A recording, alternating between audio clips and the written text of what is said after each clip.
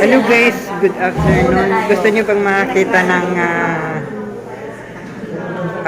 tawag doon? Recycle lantern na ginagawa dito ni Sir Jan dito sa hospital.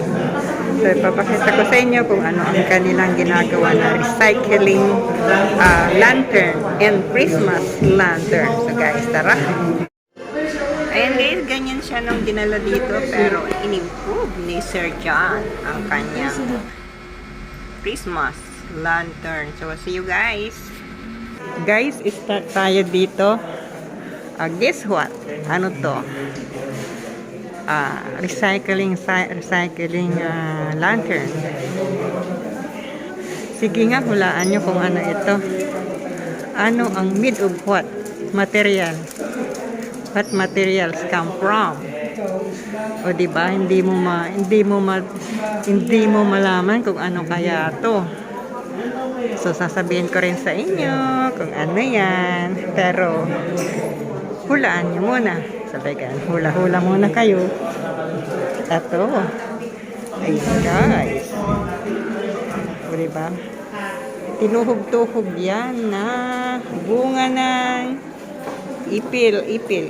Ayan guys, tinuhog tapos ayan na siya.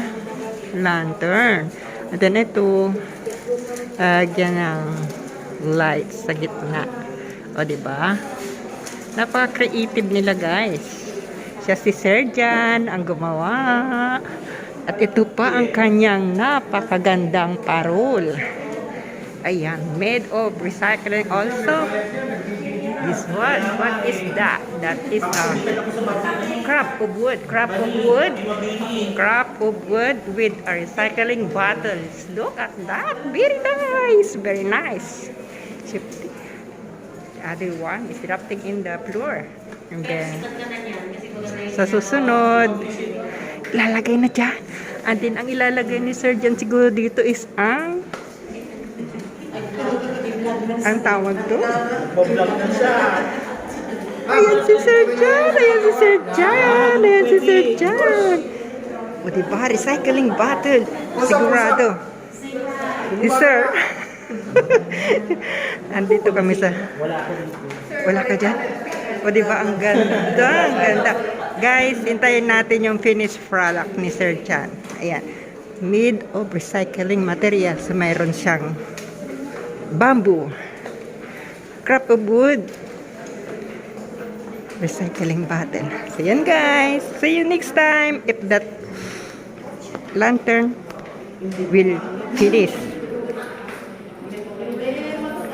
Yan si Sir Jan, siya ang gumagawa. Say hi to my vlog. Sir Jan, say hi to my vlog. Malapit na matapos ang parol ni Sir Jan. Lapit na.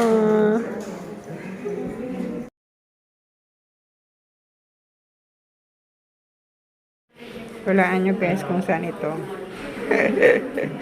Sa part ng radiation area.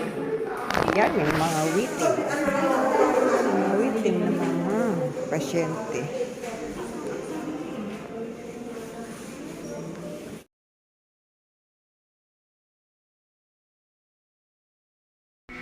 Ayan guys, today for talaga si Sir Jan. Very artistic at very creative po siya sa kanyang Christmas lantern na ginawa. So ayan guys, tingnan nyo nga naman, ang ganda. Made of tawag doon, material na recycle material ang tawag pala doon. Recycle material. So ayan guys, syempre posing muna ang inyong lingkod. Yan guys, di ba? Finished product na siya. Yan ang kabuuan ng kanyang Christmas lantern at ito ay dadalhin dun sa Region 1 Min sa Arellano. Yan guys, ready to trip na yan, papuntang Arellano. Okay guys, sana nagustuhan nyo naman ang ating video na recycling materials sa na lantern ni Sir Jan. So thank you for watching. Bye bye!